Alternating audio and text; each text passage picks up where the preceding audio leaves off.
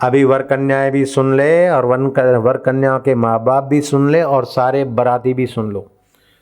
वो जमाने में शादी विवाह जिससे भी करना होता था तो लड़की वाले लड़के को अपने निश्चित स्थान पर बुलाते थे, फिर उससे बातचीत करते करते उसके आगे खूब रकाबियाँ और व्यंजन रखते और फिर एक एक करके कुटुंबी खिसक जाते, देखते कि अकेले में दूल्हा किस मूड से खाता है।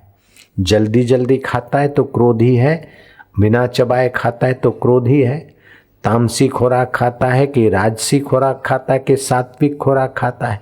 उसके गहरे मन की पहचान उसको व्यंजन देकर खिसक जाते।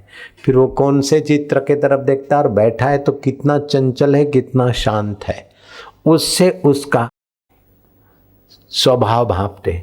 और हमारी कन्या का स्वभाव हम जानते हैं, तो इनका स्वभाव मेल होगा।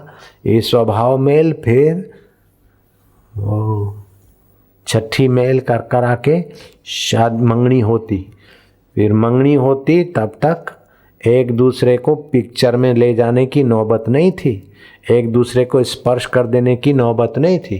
फिर शादी होती, शादी के बाद भी दुल्हन 2-4 महीने तो वर के घर रहे, फिर 2-3 महीने मायके चली जाए ताकि उनके शारीरिक जो ओज है, जो बल है, जो चुंबकत्व है वो बना रहे। जो लोग शादी के पहले मंगनी के पहले एक दूसरे से मिलते जुलते पिक्चरों में जाते, चुंबकत्व नाश हो जाता है, फिर शादी होने के पहले ही तलाक की बात आने लगती है अथवा शादी होने के कुछ दिनों के बाद तलाक दे देते हैं। तो जो जवानी में शारीरिक निकटता का ज़्यादा दुरुपयोग करते हैं उनका चुंबकत्व, सहन शक्ति, ऊर्जा क्षीण हो जाती है, फिर वे चिड़चिड़िए स्वभाव के हो जाते हैं। तो शादी कराते समय कन्या की माँ कन्या को बोलती, बेटिया अब तू ससुराल जा रही, तेरे सासू ससुरा के आगे कभी भी अपने कुटुंबी अपनी शेखी मत बखाना, क्योंकि उनके दिल को चोट लगेगी। तू जब भी सासू से बात करे तो उनकी बढ़ाई करना। हर मनुष्य प्रशंसा से प्रसन्न होता है, प्रशंसा मधु है। बेटी तुम मधु ले जाना, विष की एक बूंद भी मत रखना कि मैंने इतना दहेज लाई हूँ, मैं ऐसी हूँ, मैं वैसी हूँ, मेरे माँ बाप ऐसे हैं, मेरे ऐसे हैं। वो शेखी मत बघेरना, उन्हीं की होकर जैसे दूध में शक्कर मिल जाती है, बिटिया तू ऐसे कुटुंब में मिल जाना। छोटा मोटा दुख कष्ट आता रहता है बेटी, हम भी आए तो थोड़ा बहुत होता रहता है, लेकिन अपनी सहन शक्ति बढ़ाना। परायों को अपना करने का कन्याओं में, स्त्रियों में ईश्वरी गुण है। बेटिया तेरा वो गुण खिले। बेटे का बाप बेटे को समझाता कि बेटे पराई जाई लाए हो, उसके मन को अकेलापन ना लगे, उसका तू ख्याल रखना। अब तुम अकेला नहीं, अब संसार की जिम्मेदारी है। पहले तो तेरे एक कुटुंब का जिम्मेदारी थी, अब ससुराल का कुटुंब को भी खुश रखना है और अपने कुटुंब को भी। इस प्रकार का एक दूसरे के माँ बाप अपने अपने बच्चों को सीख देते थे। ऐसा नहीं कि जरा ठीक से रहना, रुबाब से रहना, कुछ कहे तो फ़ोन कर दीजिए, चिट्ठी लिख दीजिए, केस कर देंगे तो सीधा हो जाएगा। अगर ठीक चलती सासू देरानी जेठानी तो ठीक है, नहीं तो अलग हो जाइए। ऐसी तोड़ने की अंधी सीख नहीं देती थी माया। तो मैं तो ये मानूंगा कि यहाँ जिनका हस्त मेलाप विधि हुआ अथवा शादी विधि हुआ, उनके माँ बापों के तब से मानो मैंने ही ये काम पूरा कर दिया। और आपके जीवन में ऐसी बरकत वाली समझ रखना। महान नारी पुस्तक कन्याएं पढ़ना, बेटियां पढ़ना, और यौवन सुरक्षा पुस्तक दोनों पढ़ना। महान नारी पुस्तक अगर पुरुष पढ़ेगा तो घर में झगड़ा होगा। महान नारी पुस्तक नारी को ही पढ़ने का है, जयराम जी की।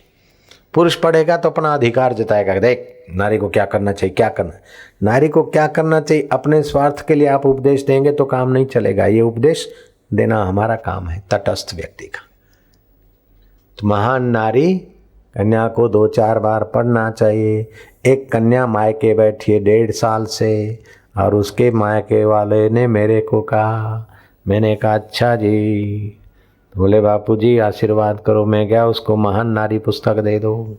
महान नारी पुस्तक पढ़ने के बाद उस कन्या का मन इतना तो बदल गया कि मेरे से मिली, बोले बापू जी ये महान नारी की पुस्तक मैंने पढ़ा, अब हमारा फिर बाकी जो पर्सनल बातें जो पर्सनल होता वो तो हम जाने, वो जाने, हम काहे बताए।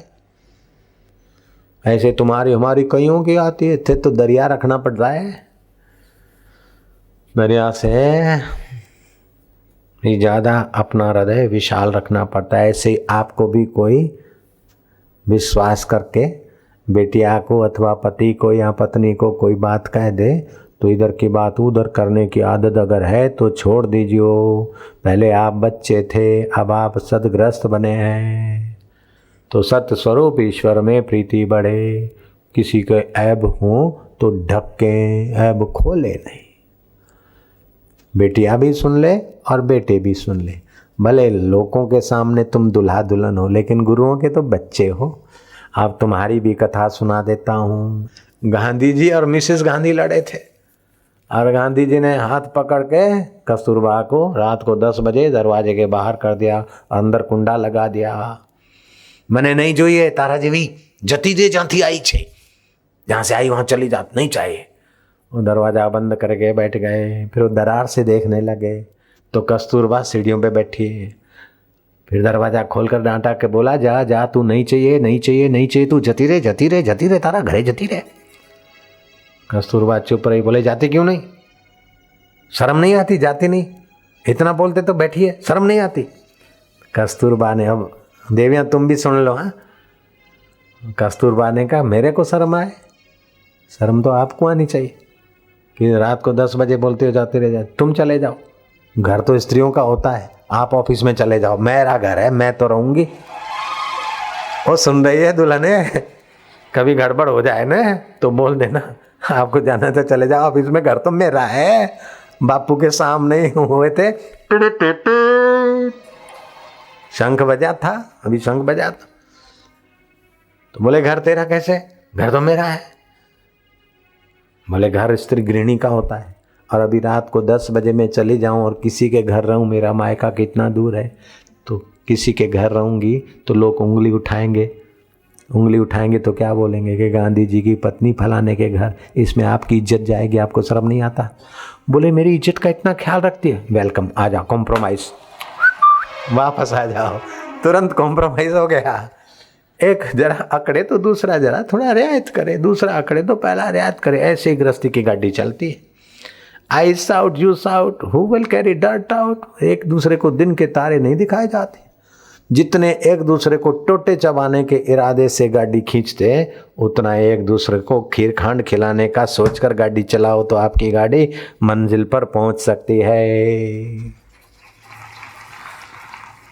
नारायण हरि, नारायण हरि।